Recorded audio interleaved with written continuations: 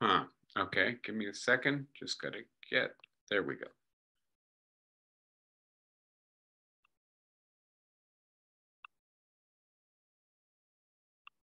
All right.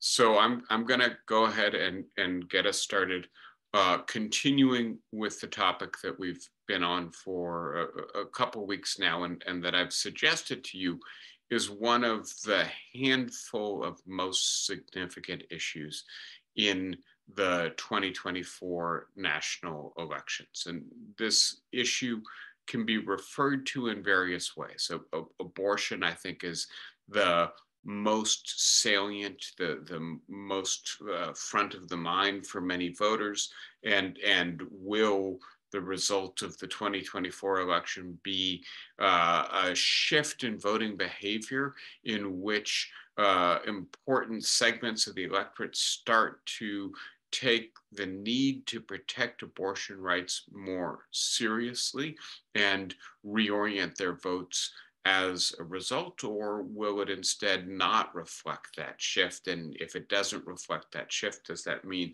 that abortion rights may continue to become more of a patchwork, more uneven, and more restricted in many states and jurisdictions in the United States?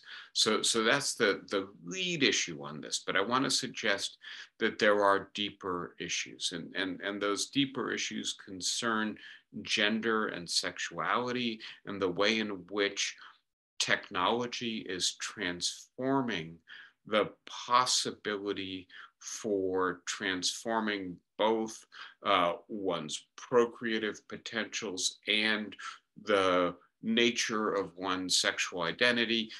Culture is transforming the expectations on the way in which we perform or enact our gender identity, and that this has a serious legal dimension to it. How much freedom should people have to alter their gender roles, to alter their sexuality, to have autonomy over their procreative capacities, and a robust sphere of privacy to protect that autonomy in terms of their decision making, is and has been for the last 60 years since Griswold v. Connecticut, issue of constitutional law, not just an issue of legislation or individual ethics and morality. And the intersection of constitutional law and electoral politics is something that it seems to me is really in flux in the 2024 election cycle. We won't know until maybe 2025, but maybe not until 2030, to what degree people have begun to pivot to thinking about elections as opportunities to influence the way in which the Constitution is interpreted, and in particular to express concern if they do not like the direction the court is taking the Constitution in. That's the fundamental question that seems to me to be lurking beneath the surface here. And of course, it occurs in a moment of polarization, and a moment in which polarization is not merely partisan and is not merely about an issue of practical policy. I think the last time we've seen this level of polarization in the United States was maybe in the decade before the Civil War. And of course, in that historical moment, the question was a fundamental issue of policy. Should slavery be expanded into new states, or should it be contained in the original slave states, was the initial question. And then, of course, eventually, should slavery be abolished? But the question here, I think, is as much cultural as it is a policy issue. Is the rate in which we are becoming a post-traditional society, a society in which the norms, the worldviews, the social roles that have been preserved by religious and cultural traditions for hundreds and thousands of years, should our politics aim to continue to preserve those traditions, those roles, those norms, or should it instead suggest we've become too pluralistic as a society? Our uh, population is too divided on these issues. Too many of us find these traditions not just to be restrictive, but to have no validity, no authority for them whatsoever. And so, in these circumstances, should we then basically surrender the project of legally overlaying, preserving, stabilizing long-standing cultural traditions? So with that background, I will just very briefly refresh memories. The idea that over the last 60 odd years, with medical advances in contraceptive technology, with the advent of safe surgical and then non-surgical procedures for abortion, with the growing availability of hormone therapy and surgical intervention in the way in which the body is expressive of a sex or sexual identity, all of this has been radically transformed. And the result has been a profound transformation in sexual mores, right? The idea that premarital sex is sinful or at least incredibly risky is completely fallen away for large portions of our population.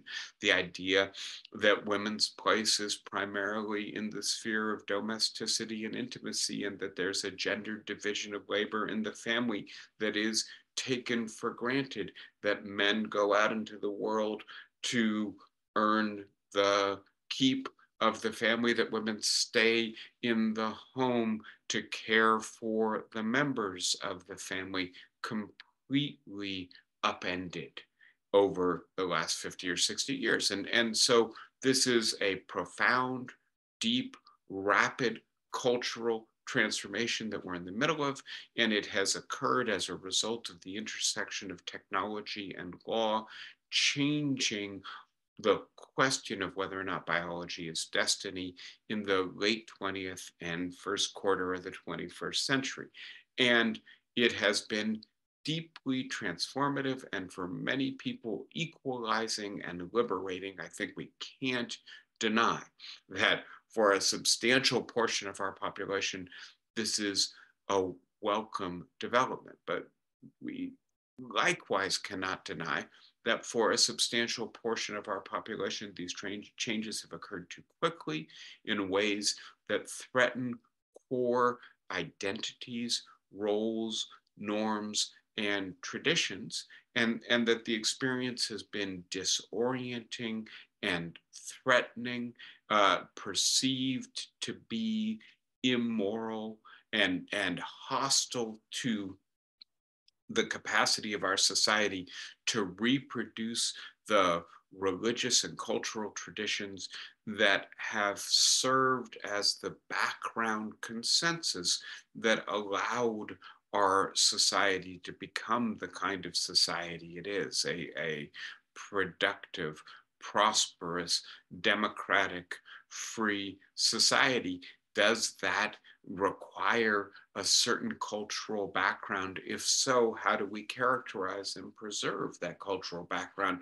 Does it require a kind of religious, or at least a set of values rooted in more traditional religious worldviews? And you will note, I can note that Mike Johnson, the Speaker of the House of Representatives, calls himself a Christian nationalist. And so this has become a major way of organizing political opposition to some of the trends of the last 50, 60 years. And then please note, of course, that it's not just technology, it's the legal protection as a constitutional right at the federal level to have access to contraception, to abortion. Of course, the hormone therapies and sex change surgeries have not been constitutionally protected, but we could see there being a logic to the extension of the idea of procreative autonomy to include these ideas if the law had continued to evolve in the way that it had evolved from roughly the early 1960s to 2015, which is the last of these most important decisions, the Obergefell decision protecting the right of same-sex couples to be married under the law in the United States. The backlash that has been provoked, therefore, is not just a backlash against the technology or the changes in culture, but also a backlash against the court and the direction of jurisprudence in the last 60 years. That backlash at the legal level has been incredibly effective, right? And we now have a 6-person supermajority on the Supreme Court that is opposed to at least the abortion decision in Roe v. Wade and Casey, and so has overturned it in Dobbs, but appears to be more generally hostile, at least to the idea of a living constitution, of a constitution that the interpretive framework through which it is understood evolves, as do the morals and culture of the people in whose name that constitution is made. And so will this new supermajority on the Supreme Court turn back these other important accommodations of technology under the right to privacy? We will have to see. We noted, and I think I may have mentioned last week, I'm teaching Emil Durkheim in my classes at Sarah Lawrence right now, and that my understanding of these issues is fundamentally informed by Durkheim, and that Durkheim's view is that society plays an essential role for individuals. Let me give you the bumper sticker version of this for a second, jargon included, and that is that socialization precedes individuation. Sorry, but let me unpack that. We are individuals. We live in an individualistic society. Durkheim already saw this in the late 19th, early 20th century, that individuality was essential to modern conceptions of identity. I want to be my own person. I want to figure out what matters for me in life. I want to make my own most important decisions. And that this is in important respects hostile to a more traditional kind of society in which I view it as my responsibility, maybe even not on my radar that it's a choice at all, that I reproduce my parents' values, worldview, religion, and roles, right? And there have been these vast transformations in this for the last 100+ years, and especially for the last 50+ years. But Durkheim says, just notice that the very idea of individualism, the very idea of individuality, right, of each of us having the capacity to determine for ourselves our own identities and the most important decisions in our life, that is a cultural value that society has made available to each individual, so that the social resources for individual identity formation make us think of ourselves as individuals, that we always identify ourselves in the language, in the categories, using the concepts, using the cultural repertoire, using the menu of available options. that our society provides us with, and that a healthy society has to provide people with a healthy range of options for forming their identities.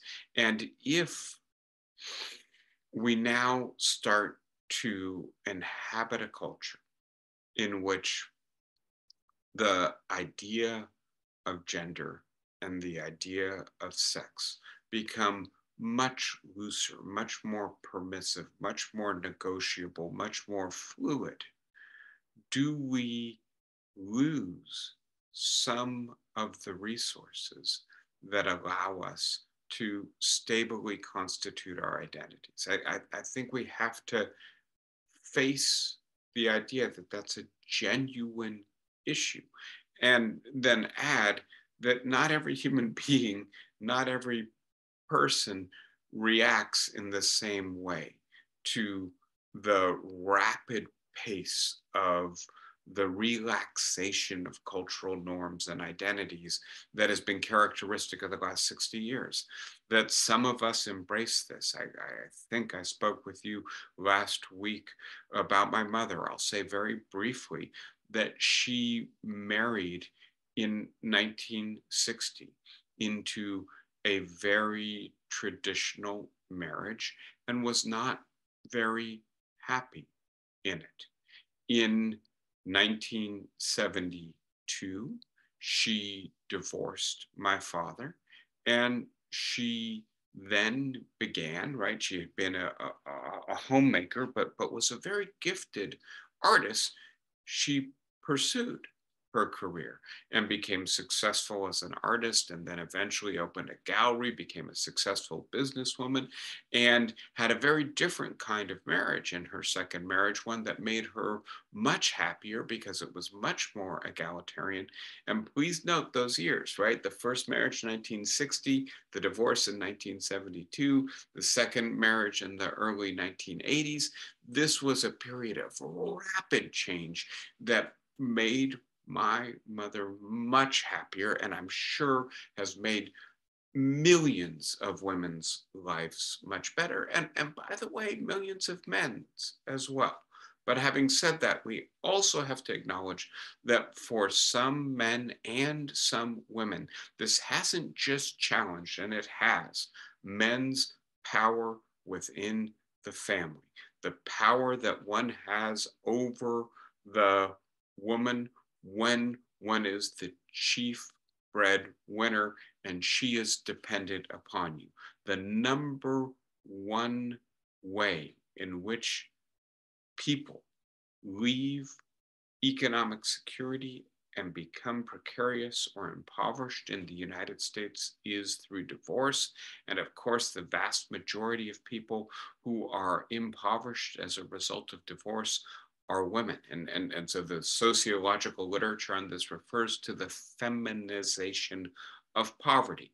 There's real vulnerability that comes from women not being full, equal participants in the labor force and a more equal division of labor in the family. But having said that, we also have to acknowledge that for people who identify with traditional worldviews, traditional gender roles, this transformation has been deeply threatening, and they've tried to push back on it. And abortion has been a central way in which they've pushed back on it. And then the affinity between cultural traditionalism and constitutional originalism, right? I'm going to read the Bible in a relatively literal way, and I want the Constitution read in a relatively literal way too. Very natural affinity. This has been a really important development in American politics over the last 50 years in the post-Roe era, and it ultimately succeeded in overturning Roe v. Wade.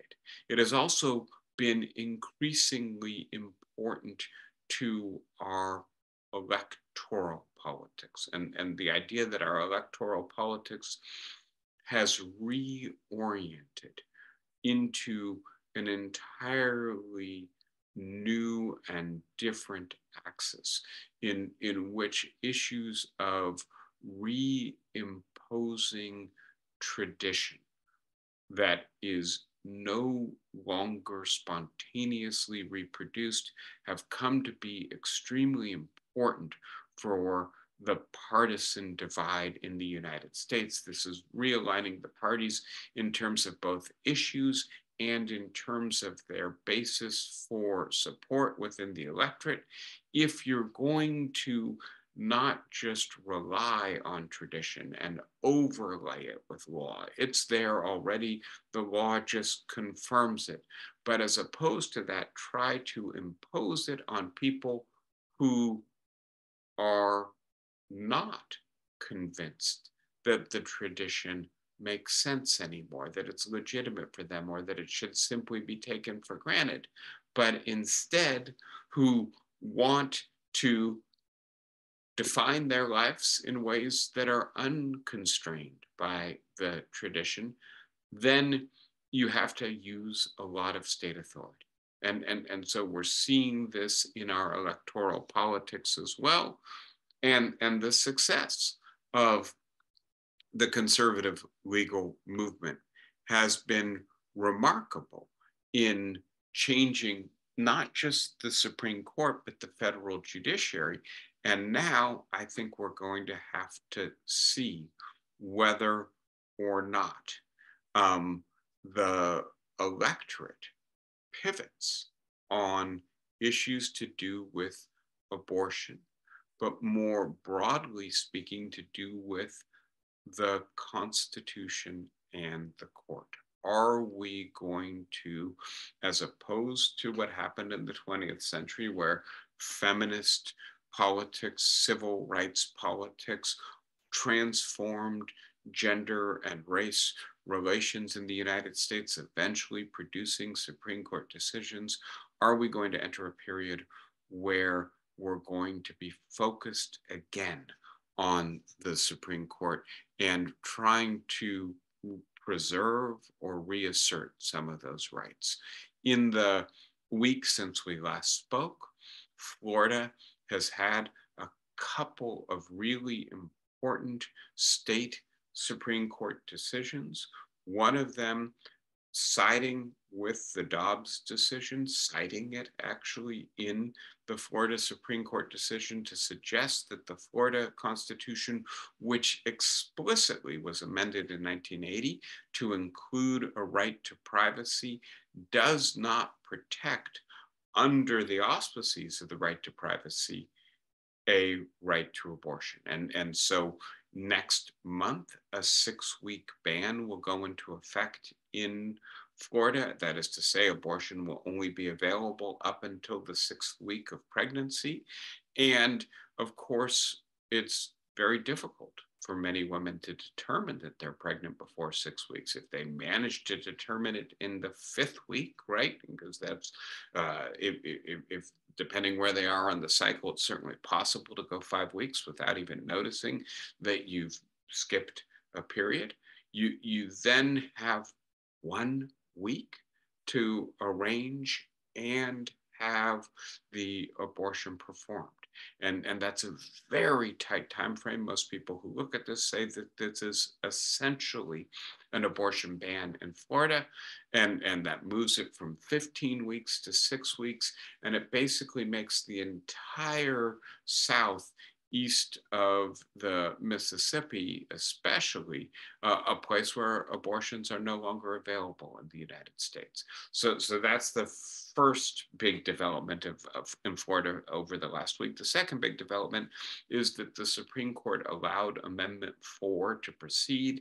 This is the amendment that would protect, as a constitutional right in Florida, the right to abortion. And so the interesting question will now be, first of all, do the voters of Florida come out and support Amendment 4? Florida has become, over the last decade, a solidly red or Republican state, but this will be, I think, a really interesting test case. Do Republicans actually have the capacity? Does the Republican Party have the capacity to mobilize its electorate on the issue of abortion, or now that Roe has been overturned, is this no longer such an important mobilizing issue for the Republican Party?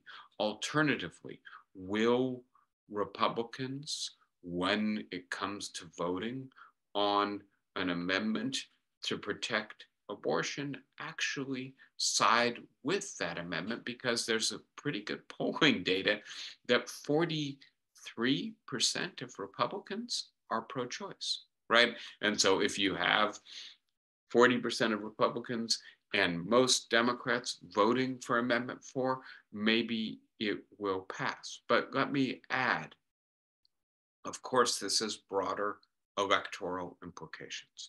Florida was a swing state as far back as 2000, right, where the outcome of the Bush v. Gore campaign was decided in Florida by butterfly ballots and hanging chads in the Supreme Court. Could the fact that abortion is on the ballot render Florida once again up for grabs? And if the result of the fact that Florida will have an abortion referendum on the ballot is that Joe Biden carries Florida, it will almost certainly be the case that the 2024 presidential election was determined by this issue. And I think we have to recognize there's been a sea change in our politics on this issue, right? It has been for really the last 50 years the case that the right, that the traditionalists, the evangelicals, and the Republican Party's very savvy use of this issue has been the consequence of all this has been that the issue of abortion has very strongly favored the Republican Party. Is it the case that in the world where Roe v. Wade has been overturned, this is no longer the case? A lot of polling data seems to suggest it. How deep a change will this be in American politics? And I will just point out to you very quickly, the polling data suggests that this is extremely important, that 1 in 5 women who are voting and registered as Democrats, 1 in 5 Black women voters as well, say that this is now the most important issue for them. And a substantial portion of those voters did not vote in 2020, as high as 20% of them. And so there's a chance that the Democrats may see a surge of support from women who had not voted in the 2020 election in 2024. But I think this is really striking, right? So this is a very recent poll conducted just a month ago that 2/3 of voters support a federal right to abortion, right? And that includes 3/4 of women under the age of 50 and 43% of Republicans. And obviously, we're not going to get a federal right to abortion from the current Supreme Court. They just overturned that. So if this is actually going to be an important issue politically, it's going to be because Congress and the president pass laws. And we already know Donald Trump is trying to decide, is it a 12-week ban? Is it a 14-week ban? Is it a 16-week ban? But there's a clear possibility if Trump wins, and by the way, I think if Trump wins, there's a good likelihood that the Republicans will control both houses of Congress, then there will be an effort to legislate a national restriction on abortion. I think that that is absolutely clear. Similarly, if Biden wins and if the Democrats control both houses of Congress, that's a big if, but I think there's at least a chance that would be the case, especially if abortion proves to be a really important issue in the 2024 election cycle, they will try to legislate a national right to abortion, and how that would be constituted, we would have to see, but presumably it might have some of the features that Roe v. Wade had. We add to all of this, by the way, that the Supreme Court is considering whether or not the current drug that is critical to the telemedicine abortion procedure, the form of abortion that allows you to take abortifacient pills and to get them over the phone, perhaps using a doctor in a state where abortion is legal from a state where abortion isn't legal. The Supreme Court is going to be deciding that issue soon, and that may further increase the salience of this for American electoral politics. And so very quickly, we will have to see how this plays out. But this reversal that occurred when the Supreme Court allowed Texas's restrictions on abortions to be upheld, where Democrats started to think this is a more important issue. And Republicans actually now think that this is a less important issue. So let me just note for a moment, right? And I want to be as clear as possible. Public opinion on abortion is quite clear and quite stable, right? 2/3 of Americans think Roe v. Wade should have been upheld, right? 60% of Americans think that abortion should be available in the first trimester, almost a third in the second trimester. 3/4 of Americans, poll after poll shows, believe abortion should be available, at least with some restrictions or in most cases. But in 2024, abortion is not available in large swaths of the United States. And please note that this diagram shows Florida as having a ban after 12 or 15 weeks. Next month, Florida will become crimson too, and the result will be that there will be a solid ban on abortion in the Bible Belt in the United States, and that women who might have traveled to Florida from Mississippi or Alabama, Georgia, South Carolina, where it's the closest state with access, are not going to be able to do that anymore, right? So Florida was an abortion destination state. It won't be. And please note that there will be multiple ballot initiatives in many states, some of them like Pennsylvania or Wisconsin, swing states. Some of them, like Florida, not currently categorized as a swing state, but potentially becoming a swing state in 2024. So again, I just think that it's hard to predict, but it's certainly possible that abortion is reorienting American politics. We are becoming more and more polarized on this. Florida is about to become one of the orange states that have restricted abortion. And then there are the states that have increased protections, including protections on doctors trying to get abortion drugs to states with restrictions. Having said all of that, and I guess I want to say just a little bit more about the abortion controversy, I think we have to recognize, right, that Mary Ziegler, who's done really good, important work on this, points out that this has been a really expensive, really concerted effort to use the abortion issue to mobilize a set of voters who have been critical to the Republican effort to assemble a majority coalition in the last 50 years. But that this issue, while it worked, as long as abortion was constitutionally protected, may actually fracture the Republican coalition, now that abortion is no longer protected? Can uh, Republicans win when white suburban women start to vote only for candidates who protect the right to abortion or who campaign on the basis of protecting the right to abortion?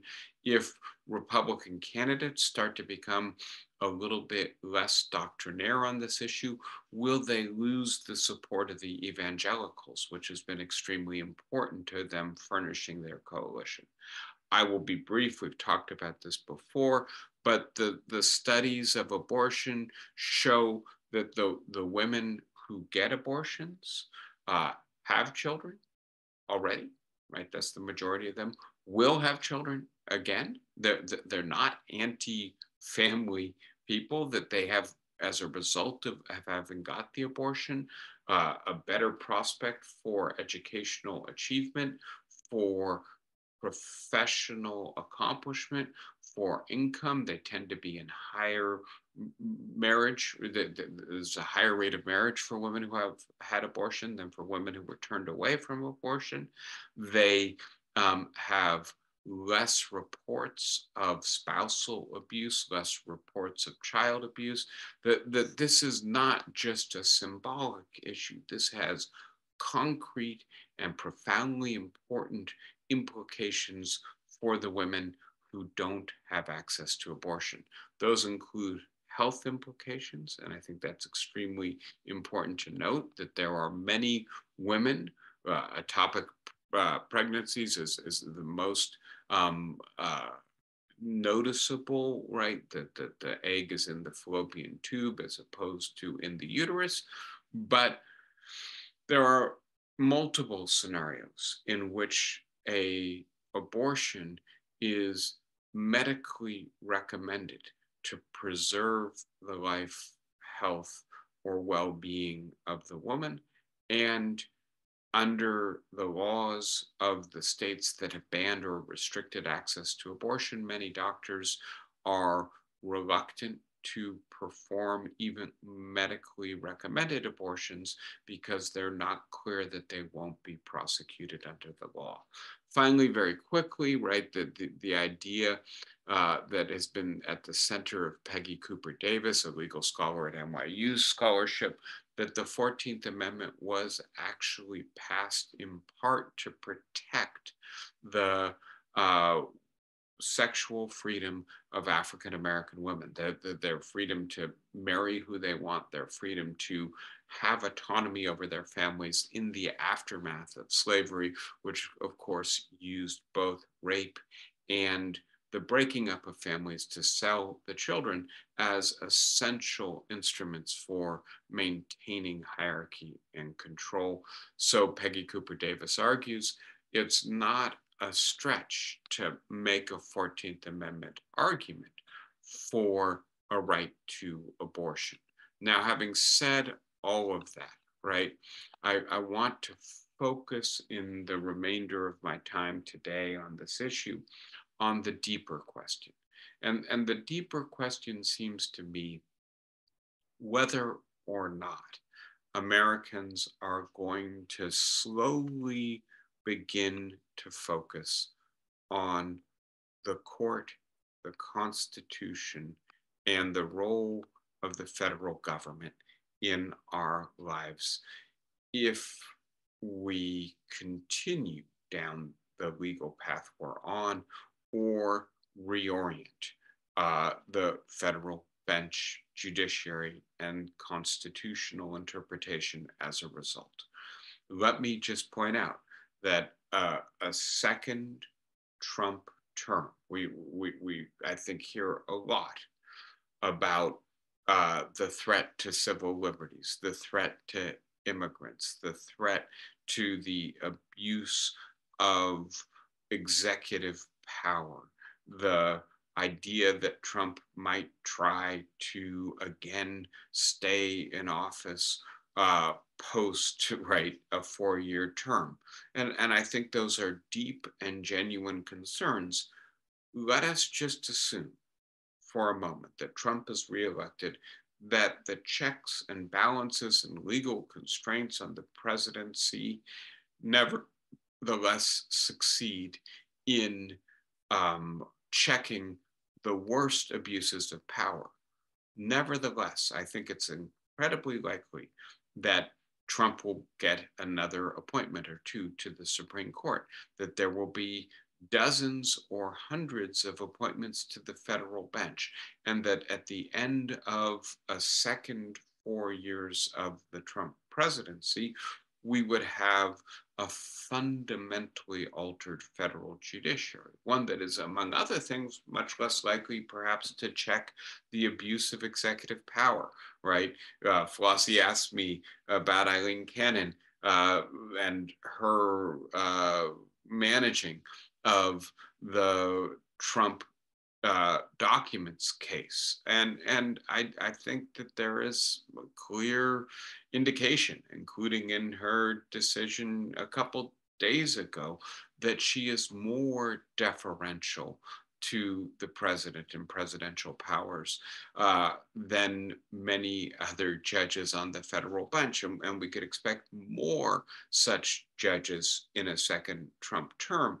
But even more, I think, fundamental is the idea that we would get more originalists, more people who are deeply skeptical of the transition of constitutional law that we sometimes refer to as the rights revolution of the 1950s, 60s, and 70s, but also to the previous era of American constitutional law, the post-Lochner court, the court that allowed for a vast expansion of federal regulation of the American economy and society via executive agencies, via the Environmental Protection Agency, the federal drug uh, regime, the food regime, the highway safety regime,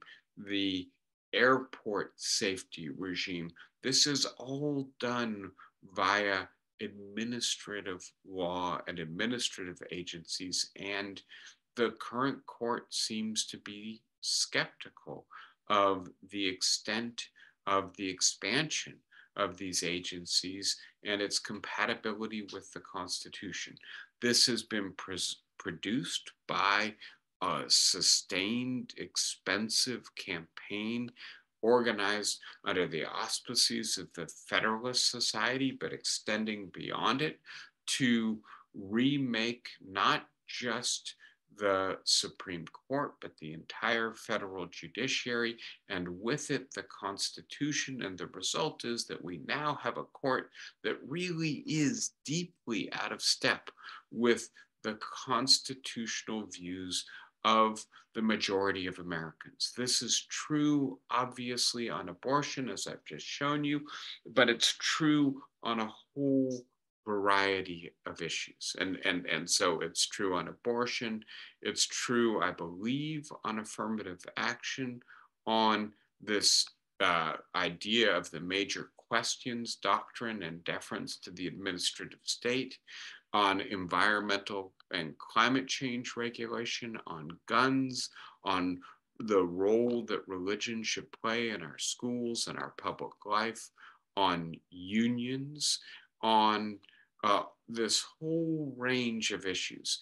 The current Supreme Court seems to be saying we want to fundamentally rewrite the social compact of the United States. And there's no sign that they're going to reverse course. And so this raises the question, a question I've put to you before, but I really want to formulate in the context of the 2024 election. Will we in our politics begin to focus more on constitutional issues? And I like from this perspective the work of a Yale law professor, Bruce Ackerman, authored maybe a dozen books, but I think that the fundamental ideas I want to focus on are in the series of books under the title We the People, where Ackerman suggests, look, American politics has maybe two different tracks that it proceeds along.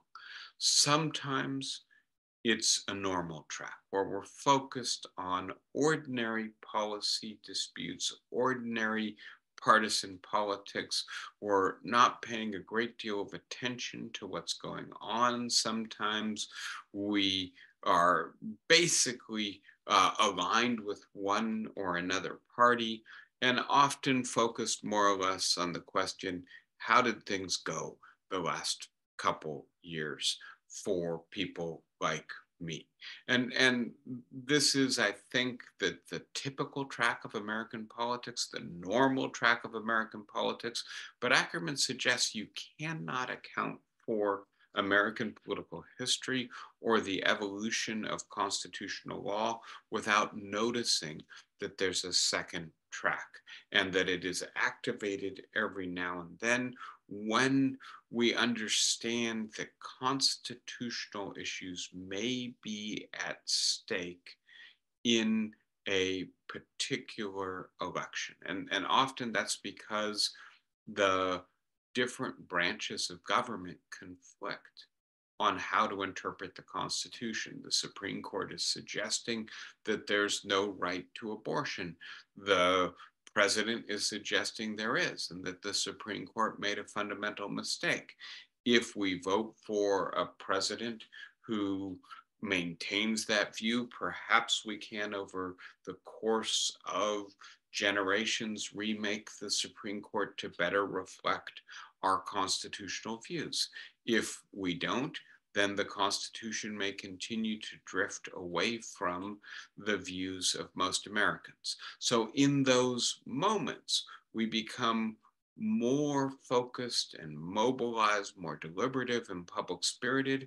Ackerman suggests we pull out of our normal, narrow perspective on politics and really say, this is a fight about the very character of our country, the Constitution, the fundamental commitments that we have to one another, and that this may take decades for this kind of politics to succeed. And the question I have is, are we slowly entering such a period? And if so, what will its implications be? I want to spend a moment characterizing the difference between these periods, starting with the idea of John Locke. And I'm sorry, I'm moving fast to try to get these ideas out in the last few minutes today. I had on the board, I'll go back to it, some of, I think, the most interesting scholarship on these questions from the last 20 years. Michael Clarman, who's a professor at Harvard Law School, Larry Kramer, former dean of NYU Law School, Jason Frank, a political theorist at Cornell University, all argue in different ways that there was a long-standing tradition in American politics. Kramer, who's the oldest and whose work really sets the agenda here, refers to this as popular constitutionalism. The Constitution of the United States is made by the people of the United States. We are sovereign over it. And our court, the Supreme Court, is there to serve as our agents, to preserve that Constitution, to reconcile inconsistencies in the law, to prevent transient majorities from doing things that violate our fundamental constitutional commitments. But ultimately, it's our Constitution, and the court needs to serve as our agents in representing how we want that Constitution interpreted. When they do, we tend to fall back into normal, ordinary politics. When they don't, we tend to use our elections, all things equal, to try to return popular authority over the Constitution. This view traces all the way back to John Locke, right? So to the British tradition of constitutional theory, to the revolutions of the 17th century, and Locke's assertion that the people have the power to constitute their own government. It moves forward to the United States. And this diagram, I hope, will help to illuminate these ideas. First, in the revolutionary period, where, right, the people of the United States say, we are going to reject the colonies. We're going to reject British authority over our charters, our constitutions. And as opposed to that, we are going to make the Constitution for ourselves. Thinkers from Thomas Paine to Thomas Jefferson to Alexis de Tocqueville all note, right? This is one of the fundamental developments of the American Revolution, the idea that we can directly exercise control over our constitutions, and that ultimately the framers of our Constitution allowed the states to ratify the Constitution, and many of the states allowed the people to directly vote on or send people to assemblies to consider the question of whether or not they wanted to ratify a new federal constitution. This reflected the idea that the people are sovereign over the Constitution. That idea got transformed in the 19th century to a more routinized, more stable, institutionalized idea. We're not going to rise up and overthrow our own constitution, but we are going to demand that it evolve as we evolve. And one way to do that is to amend the Constitution, but that's very difficult. Another way to do it is to reinterpret the Constitution through laws passed by Congress and signed by the president, or through decisions passed by the Supreme Court or made by the Supreme Court. And so this is popular sovereignty indirectly exercised through institutionally dispersed responsibility for interpreting the Constitution. And note that this was the view that Americans seemed to hold for the majority of our history. We intermittently return to constitutional politics, and when we do so, we aim to influence our elected officials and to ultimately determine the outcome of how our Constitution is interpreted. The fundamental dynamic here, people like Clareman and I'm sorry, I'm thinking Jason Frank, but what I mean is Larry Kramer, right? Clareman and Kramer hold the fundamental dynamic has been preventing the Supreme Court from taking the Constitution in a direction that the people don't agree with. And that we have lost this understanding of popular sovereignty over the Constitution in the post-New Deal era. We've embraced an idea of judicial supremacy, that judges have authority over the Constitution and that we, the people, don't. I would suggest to you that it has been easier to embrace judicial supremacy when the guiding philosophy of the justices on the court has been one of a living constitution, one that the Constitution has to be interpreted in a way that reflects the values of the people it governs. That we now have an originalist majority that says, no, the Constitution has to be interpreted in the way that it was interpreted at the time that it was framed and ratified. And this not only renders us passive spectators to the drama of Supreme Court decisions with very limited input, only when new members of the courts are appointed, but even more importantly, it renders us impotent to influence the interpretation of our Constitution and allows the Constitution to move in directions that many of us fundamentally disagree with. Now, I've already suggested another Trump term means that we will have a still more radically conservative federal judiciary from the Supreme Court through all the districts. If you want to see what this might look like, try looking at the Fifth Circuit, which has become radically conservative and where many of the decisions on abortion rights and gun rights and the limits of administrative power that are reaching the Supreme Court originate in the Fifth Circuit. And more of our circuits could come to look like that. And so worthwhile noting, the Supreme Court decides roughly 100 cases a year. The circuit courts decide thousands of cases a year. And so the Constitution, federal law could become much more conservative over a second Trump term.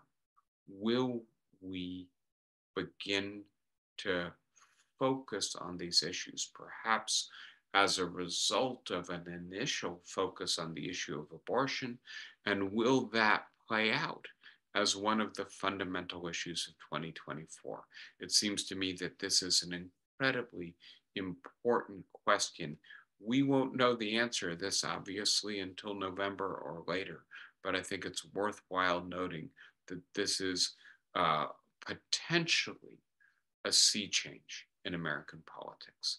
I'll stop there. I'm hoping that you guys have some questions, some comments, some thoughts. I can see Flossie. Can you hear me? Yourself and take it away, please. Okay. My first concern is that abortion may be considered a sin, and then it becomes a crime. And if it is a crime, then you have to build penitentiaries so that you can put away the women who have had abortions. You give them a term in prison. That's the way to go if you take it all the way. So not only does the woman who has an abortion commit a mortal and a moral sin, she has committed a crime. We go that way, anything can happen. We have to rethink of abortion as a medical procedure that preserves the health of the woman and prevents the birth of a child who will not have a mother unless that child is put up for adoption and doesn't end up in a garbage can. That's my thinking. Very good. Thank you, Flossie. And I will just point out, right? I mean, obviously, Margaret Atwood in The Handmaid's Tale envisioned a dystopian future in which, right, these kinds of ideas have been imposed through an authoritarian state and women have become totally second-class citizens. I don't think we have to envision that kind of future. I think that women have become too powerful politically. I mean, in my opening slide, I tried to show, right, Nikki Haley is the chief rival for Donald Trump. Kamala Harris is the vice president of the United States. Hillary Clinton won a majority of the popular vote in 2016. We could keep going, but I don't think that's the direction we're heading. And please note that the laws in question tend not to go directly after the women. Much more often, they go after the doctor, anyone else working at the medical facility that performs the abortion or prescribes the pills, the person, whoever it is, who helped the woman leave a jurisdiction where abortion is unavailable and get to a jurisdiction where it is available. Those are the people who these laws envision putting in jail. And please note, there have been some people prosecuted, and there are some people now, as a result, in jail.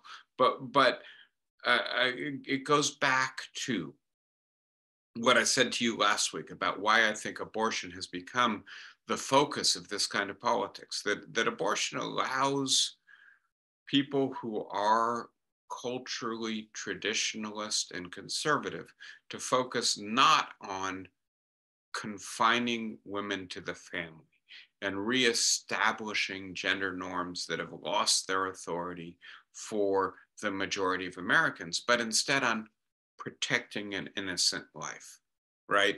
And that there are real advantages to focus on the protection of the innocent life and not on the reestablishment of traditional gender norms. Similarly, then who are you going to punish? Not the woman who's exercising her right, but the people who are working at the clinic. Now, having said all of that, I think you're absolutely right, Flossie, perhaps not to worry that we're headed to Margaret Atwood's Handmaid's Tale, but to worry that the result is that fewer and fewer women will have access to abortion, that the result will be that they won't be able to complete their education, start their careers, marry the people they want to marry, have the power within their marriage that they need to have to be full equals, to influence decision making within the family, to leave a family if it becomes abusive or unhappy, and that is bad for women, that is bad for children, that is ultimately bad for us as a society. I think there's a deep issue here, right? How do we reconstitute our traditions once they lose their legitimacy and authority? Do we simply let go and say anything goes? Or do we start to reconstitute our values and our worldviews? But please note, that's not easy work, right? The technology lets people escape the tradition the moment it's available. The work of constituting new worldviews, new traditions, new values, new roles, that takes a long time and is more difficult in a post-traditional culture. But that's, I think, if we're being as sympathetic as possible, it's not the patriarchal aim to put women in jail over abortion. It's the genuine worry that we need a certain level of shared roles within our society for us to make sense of each other, for us to be accountable to each other, for us to have options that make our lives purposeful. And we're struggling in that regard, which then creates the opening for those who want to instrumentalize this issue to do so effectively. That's a real anxiety lurking in the background. Flossie, if you're trying to respond, you got to unmute yourself. There you go. We also need the fiction, the kind of satire that takes it to this illogical conclusion. We need the both. Yes, agreed. And by the way, we probably need Netflix also to produce another season of it, right? Because frankly, the number of people reading books these days, not that high, but the number of people watching the series, it has had an impact on our politics. Anybody else with a thought or a comment for today?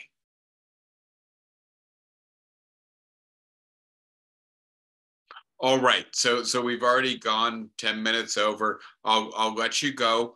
Enjoy your weeks, and we will be back again next week to continue the conversation. Be well, everyone. Nice being with you as always. Take care. Enjoy the sunshine. Bye-bye, guys.